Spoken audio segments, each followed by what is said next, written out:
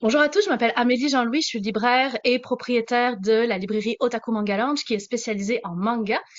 Donc ma spécialité c'est le manga bien sûr, c'est de ça que je parle tous les jours, mais aujourd'hui je suis là pour vous parler plus de littérature québécoise. Alors je vais vous donner un petit peu mes coups de cœur, pas forcément des coups de cœur récents parce que moi je suis très littérature classique, toute origine confondue, mais mes coups de cœur un petit peu du moment et des livres dont j'ai envie que vous découvriez si vous les connaissez pas encore.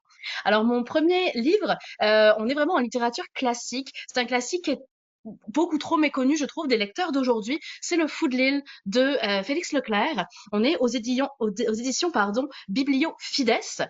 Félix Leclerc, c'est un grand monsieur, hein, c'est un conteur, c'est un poète, c'est un chansonnier, c'est un fabuliste, un romancier, c'est aussi un amoureux de l'île d'Orléans. Et d'ailleurs, l'île d'Orléans, ben, c'est là que se situe notre histoire au Fou de l'île. Enfin, on pense que c'est là puisque ce sera jamais dit vraiment de façon textuelle. On va parler d'une île, mais on peut imaginer que c'est l'île d'Orléans. Alors, on est dans les années 40 et les insulaires, qui vont être nos personnages secondaires, mais devenir nos personnages principaux, vous allez le voir, vont être décrits de manière un petit peu cliché, comme on peut se les imaginer dans ces années-là, avec une vie très rude. Ils sortent pas vraiment de leur île, ils vivent entre eux, ils sont très croyants, tout le monde se connaît, beaucoup de gossip, tout ça. Puis un jour, va débarquer dans l'île un inconnu. Cet inconnu, il clame avoir perdu quelque chose et donc il exhorte les insulaires à cacher, à cacher, pardon, à chercher avec lui la chose qui vole. C'est comme ça qu'il va l'appeler. Et tous le prennent pour un fou, hein, parce que comme on le sait, un fou, c'est quelqu'un qui ne se comporte pas comme les autres. Donc pour ces insulaires qui ne sont jamais vraiment sortis de chez eux, la manière de se comporter de ce fou ne fait pas de sens. Mais nous, lecteurs, on va bien vite se rendre compte que ce fou est en fait très lucide, hein, et que ce qu'il cherche avec tant d'ardeur, la chose qui vole, c'est l'amour et l'espérance. Alors, tous vont se trouver complètement transformés de la visite de cet homme. Certains vont, alors ça va provoquer des réactions assez disparates, hein. Alors certains vont vouloir le chasser, d'autres vont juste l'écouter, d'autres vont chercher avec lui, mais tous vont être vraiment transformés et ne ressortiront pas indemnes de cette rencontre. On a une galerie de personnages qui est inventée par Félix Leclerc, qui n'a pas pris une ride, et ça c'est vraiment très rafraîchissant dans le, j'allais dire dans le manga. Ça c'est mon habitude donc dans le roman et non pas dans le manga. Euh, on a des métaphores qui sont à peine dissimulées, qui finalement nous invitent à un questionnement. Et moi, quelle est ma chose qui vole? Et donc le fou va devenir finalement un personnage secondaire de l'histoire, et c'est nos insulaires qui vont devenir les personnages principaux. Le fou va être seulement là pour mettre en avant finalement les autres et leurs questionnements. Donc la conclusion du roman va nous laisser assez pensifs, presque désemparés, un petit peu comme les personnages sur la fin, et je vous en dis pas plus évidemment, je vous laisse la découvrir. Donc un grand classique à découvrir à mon avis si vous ne le connaissez pas encore, ou à relire, Le Fou de l'île de Félix Leclerc. Et mon deuxième livre, ça va être également un classique qui fait énormément partie de mon cœur. C'est la trilogie du bonheur de Marie Laberge, et notamment le premier opus, Gabriel. On est aux éditions Québec Amérique, même si c'est une ancienne version que j'ai dans les mains ici. Dans le goût du bonheur et dans Gabriel, on suit en fait toute une famille bourgeoise de la ville de Québec sur plusieurs générations qui vont tous être à la recherche du bonheur. Puis chacun des trois romans qui composent la trilogie va être profondément ancré dans son époque, et vont permettre ainsi de présenter une rétrospective du milieu du XXe siècle au Québec. Donc on va aborder ainsi l'évolution technique, l'évolution des modes de vie, des croyances, des relations humaines, des enjeux de société, des carcans de chaque époque. Et donc Gabrielle, qui est la mère, on commence à voir son histoire en 1930 finalement dans la ville de Québec. Gabrielle, c'est une femme rebelle, c'est une femme moderne, une mère de famille exemplaire en tout point. Elle a créé un foyer heureux pour elle, son mari puis ses 6 enfants. Et la vie s'écoule paisiblement finalement avec ses joies et ses peines. Vous allez voir que pas si paisiblement au bout d'un moment.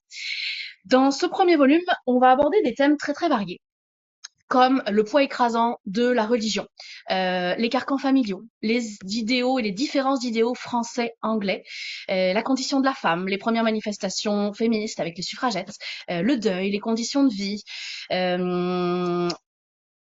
le mariage, le sens de la vie également, et puis bien sûr la recherche du bonheur, puisque c'est la thématique de la trilogie. Ce que j'ai beaucoup aimé, c'est que la première moitié de Gabriel est finalement se passe sans aucune animosité, sans aucune. Tout est juste un espèce de cocon feel good. C'est juste délicieux à lire. Puis bon, par contre, ça se gâte à partir de la seconde moitié, ça je vous le cacherai pas. Alors, ce que j'ai beaucoup aimé aussi, c'est que Marie Laberge crée toute une pléthore énorme de personnages, mais qu'elle ne va délaisser aucun de ces personnages. Elle leur construit un vrai destin à chacun, alors qu'ils sont si nombreux. C'est vraiment un pur régal. Donc après Gabriel, vous avez Adélaïde et Florent qui sont les deux autres opus de la série. Donc bien sûr, commencer par Gabriel, donc de Marie Laberge. Alors je quitte maintenant le monde du classique pour passer dans la poésie. Je vais vous présenter un recueil que j'ai beaucoup aimé, ça s'appelle Cordage, les liens du monde. C'est écrit par Nicolas Vigneault et illustré par Ginette Trépanier. Et on est aux éditions Création Belle Arte. Donc c'est un recueil d'un poète Madelino qui est vraiment un passionné de son île. Et donc, Ginette Trépanier est une illustratrice québécoise qui a décidé voilà, d'illustrer ce recueil. Donc, il y a une partie des pages qui n'est pas illustrée et une partie, en fait, un chapitre seulement, qui contient quelques illustrations qui ressemblent un petit peu à ceci. Je vais vous en montrer une autre. Voilà. Alors, je trouve que les îles de la Madeleine, ça se prête vraiment bien à la poésie parce que moi, je m'imagine un doux soir de printemps sur la plage avec une légère brise devant la mer en regardant les vagues et lire de la poésie. Je trouve que ça s'y prête vraiment très bien. C'est vraiment une invitation à la rêverie, hein, ce recueil Cordage. C'est une ode aux mots et à la langue française. C'est un recueil qui nous fait vraiment voyager, qui nous invite à prendre le temps, à profiter des plaisirs simples de la vie. Je vais vous lire, ce sont des poèmes très très courts, alors je vais vous en lire un. Gravir l'énorme colline d'herbes tendres, où folâtrent des chevaux et des vaches, observer le village tout en bas et admirer la vue imprenable qu'on a de l'archipel, apercevoir tout au loin la pointe du cap breton, évanescente comme un mirage, et redescendre, la tête pleine d'images impérissables. Comme vous voyez, ça invite vraiment au voyage et à la rêve. C'est très imprégné des îles de la Madeleine, ça c'est sûr, ça nous transporte vraiment à l'océan et ça nous transporte à l'été. Et ça fait du bien en hiver. Alors c'est Cordage, les liens du monde par Nicolas Vigneault. Pour continuer, alors ces derniers temps, ces dernières années, en fait, je lis beaucoup de littérature autochtone et mon coup de cœur est comme pour beaucoup d'autres gens, je vais pas être très originale, mais je tenais vraiment à vous le présenter, c'est Kokum de Michel Jean. Kokum, ça signifie grand-mère en Innu. D'ailleurs, Michel Jean est Innu lui-même. Et son héroïne s'appelle Almanda Siméon. Au tout début du livre, on la retrouve contemplant le lac Pequawakami, qui est de son autre nom le lac Saint-Jean, du haut de ses presque 100 ans. Alors elle se souvient et elle nous raconte. Almanda, c'est une femme blanche qui a été élevée par son oncle et sa tante qui étaient fermiers sur les rives du lac.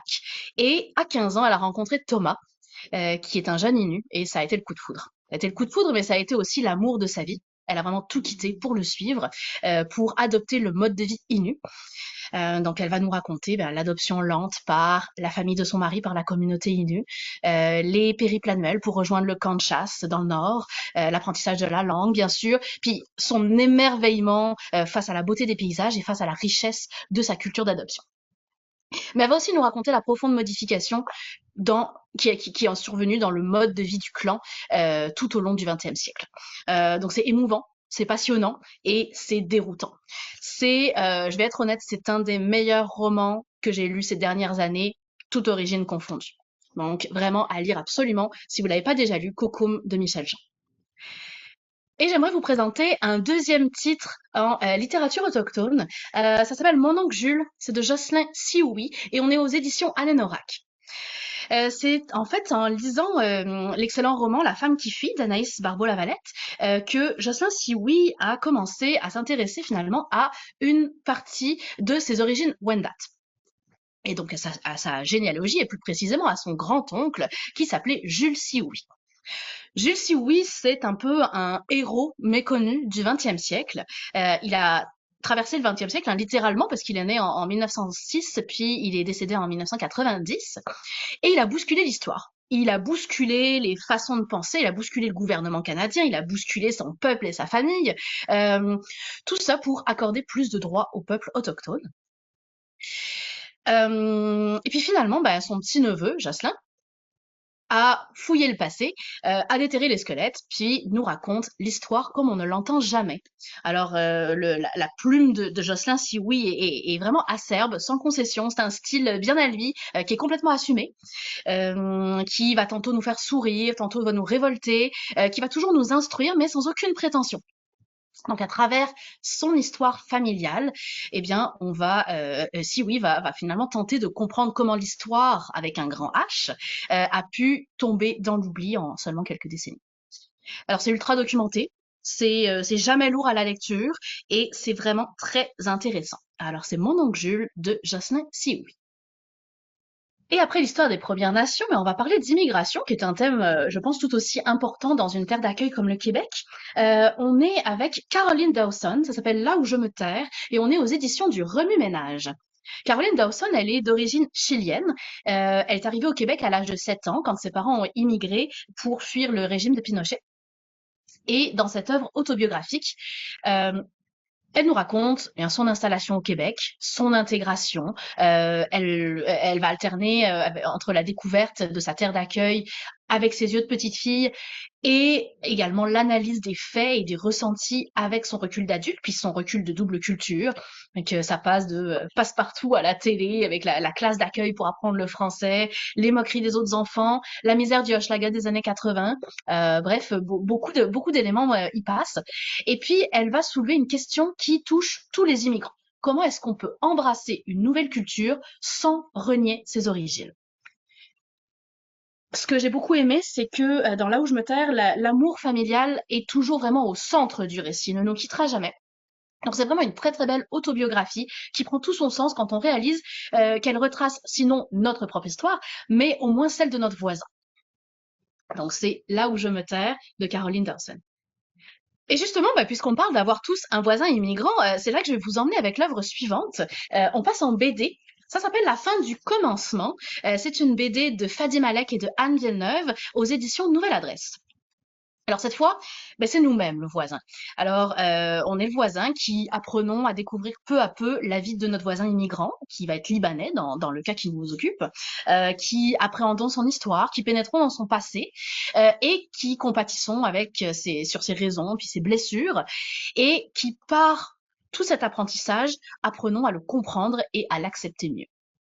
Donc, dans La fin du commencement, je vais vous montrer un petit peu les images parce qu'on est dans de la BD, ce serait dommage de pas vous montrer les graphismes. Donc, Fadi Malek, c'est le scénariste, Annie Villeneuve, c'est la dessinatrice. Donc, voici un petit peu à quoi va ressembler cette BD. Hein. C'est de très très beaux graphismes de style naïf en noir et blanc que j'ai beaucoup aimé, avec des très beaux plans, également grand format. Il y en a peu, mais qui sont assez intéressants. Je vais essayer de vous en retrouver. Hop, comme celui-ci par exemple. Donc, dans La fin du commencement, bien, Fadi débarque de Beyrouth au Liban à Montréal. Il s'y installe pour débuter sa nouvelle vie. Puis, au détour d'une maladresse, il va rencontrer son voisin, qui est un Québécois de souche. Et les deux vont sympathiser, donc vont se retrouver de temps en temps autour d'un café ou d'une bière, et Fadi va lui raconter son histoire. L'histoire que nous découvrirons nous-mêmes, en alternant des chapitres qui se passent dans le passé au Liban, puis des chapitres dans le présent à Montréal. Et c'est donc là que la narration va devenir vraiment puissante et vraiment réussie, parce que en tant que lecteur, on ne peut s'empêcher de s'identifier à l'un des deux personnages, que ce soit au voisin ou que ce soit au héros en fonction de notre propre histoire. On va, au cours du récit, découvrir avec stupeur la véritable raison pour laquelle Fadi a quitté son pays. Et on va prendre conscience que derrière chaque personne, il y a une histoire. Je sais que cette constatation peut paraître banale, mais je trouve que au quotidien, on le réalise pas assez. Derrière chaque personne, il y a une histoire. Alors, c'est très très belle BD, La fin du commencement. Et pour la suite, on va rester dans la BD, mais dans un tout autre style. On est dans la BD informative. Vous en avez probablement entendu parler. Elle a fait beaucoup de bruit cette année. Ça s'appelle René Lévesque, quelque chose comme un grand homme. On est aux éditions Moelle Graphique. C'est scénarisé par Marc Tessier et c'est dessiné par un collectif de 13 dessinateurs différents. Ce que j'aime beaucoup dans cette BD, alors c'est beaucoup de choses, hein, c'est vraiment un énorme coup de cœur pour moi. Ce que j'aime, entre autres, c'est que le collectif ici en général, ça peut être assez déroutant, mais finalement ici, il est très bien géré parce qu'on a un seul scénariste avec une histoire et des histoires qui se tiennent de bout en bout et 13 dessinateurs qui vont apporter chacun leur style, leur touche à chacune des 13 histoires. Fait qu'on va passer ici à travers la vie de René Lévesque. Alors même chose, je vais vous montrer un petit peu en même temps les illustrations. Vous allez voir qu'elles sont très très différentes d'une histoire à l'autre. Donc on va passer à travers la vie de René Lévesque de manière chronologique de sa jeunesse à son décès. Donc sa jeunesse comme journaliste de guerre, hein, puisqu'il était sur place en 45 à Dachau lors de la libération du camp de concentration. Et donc jusqu'à son décès en 1997, avec tous les faits qu'il y a eu évidemment entre les deux. Donc ce sont des histoires qui sont très variées, qui vont passer de ses débuts de carrière, sa gloire chez Radio Cannes, son ascension au pouvoir, les luttes politiques qu'il va mener, ses succès comme ses échecs, et sa vie privée également. Et donc, on va alterner des récits qui sont à la fois certains très informatifs, d'autres qui vont être plus à suspense, je dirais, d'autres qui vont être plus de style tranche de vie, plus tranquille, certains qui sont métaphoriques, d'autres qui sont très factuels, certains qui sont humoristiques, d'autres qui sont plus graves. Donc, bref, on s'ennuie pas. C'est une très très très belle œuvre à lire absolument, qui raconte finalement l'histoire du Québec moderne. Donc, je pense que tout le monde devrait lire ça. Donc, René Lévesque, quelque chose comme un grand homme de Marc Tessier. Et puis avant de se quitter, j'aimerais quand même vous parler un petit peu de ma spécialité, les mangas. Donc j'aimerais vous recommander 4 mangas qui sont tous des titres qui se destinent à un public adulte puis qui sont très variés. Alors je vais vous en parler rapidement. Quatre œuvres que j'ai sélectionnées parmi les milliers que je lis chaque année. Donc j'ai Le mari de mon frère, qui est une œuvre qui parle de la thématique LGBT. Donc, alors avec un personnage en plus que j'aime beaucoup, parce que c'est un Canadien, ce qui arrive assez peu dans les mangas hein, finalement. C'est un Canadien, tout ce qu'il y a de plus cliché, comme les Japonais pourraient se le représenter, c'est assez drôle. Il est grand, assez fort, il porte des chemises carottées, il a une grosse barbe, puis il mange du craft dinner. Voilà, c'est notre Canadien cliché vu des Japonais. Sans rire, Le mari de mon frère, c'est une très très belle œuvre où finalement un homme va perdre son mari, donc un Canadien marié à un Japonais. Le Japonais va décéder prématurément de maladie et notre Canadien va en fait faire un voyage au Japon pour aller rencontrer le frère de son mari décédé afin de mieux connaître son histoire. Et donc, il va s'installer pour quelque temps chez ce frère qui est profondément homophobe, mais pas plus que la moyenne finalement du japonais moyen.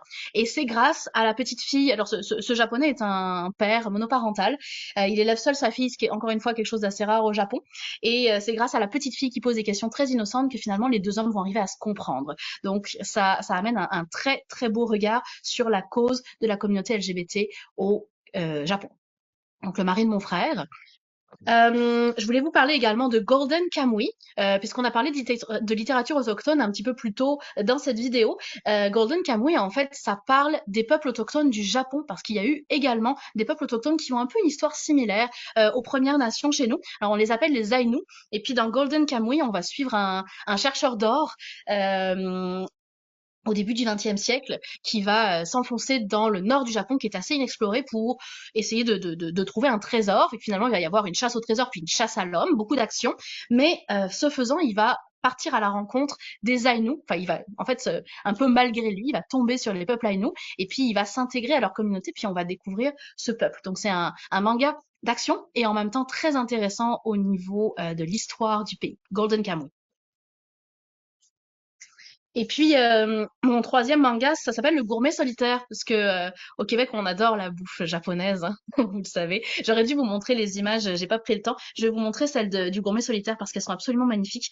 Le Gourmet Solitaire, c'est un recueil de petites histoires courtes qui sont une ode à la nourriture et au plaisir de manger et de prendre le temps.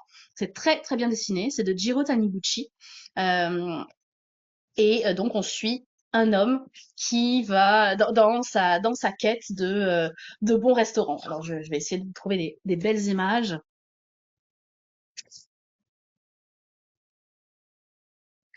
Voilà. Donc une très très belle ode à la nourriture et au plaisir de la vie, Le Gourmet solitaire. Et puis mon dernier manga est d'un style très très différent. Comme vous voyez, on fait des mangas à peu près sur tous les sujets, hein. Ça s'appelle Sanctuary, c'est un manga policier, un thriller, soutenu par des graphismes absolument incroyables, où on va finalement suivre l'ascension au pouvoir de deux hommes, un dans la lumière, dans un parti politique, et l'autre dans l'ombre chez les Yakuza, donc les gangsters japonais, mais qui vont finalement où l'ombre et la lumière vont se soutenir l'une et l'autre. C'est un très très beau classique du manga policier à découvrir absolument. Ça s'appelle Sanctuary. Et c'est donc ce qui conclut ma présentation pour aujourd'hui. Fait que merci beaucoup d'avoir suivi cette vidéo. J'espère que ça vous a donné envie de découvrir certains des titres que j'ai présentés. N'hésitez pas à venir nous voir à Otaku Manga Lounge si vous souhaitez vous lancer dans le manga. En tout cas, on va pouvoir vous faire des recommandations personnalisées puisqu'on lit absolument tout ce qui sort. Mais comme vous voyez, on aime aussi la littérature québécoise. Fait que merci beaucoup et à bientôt.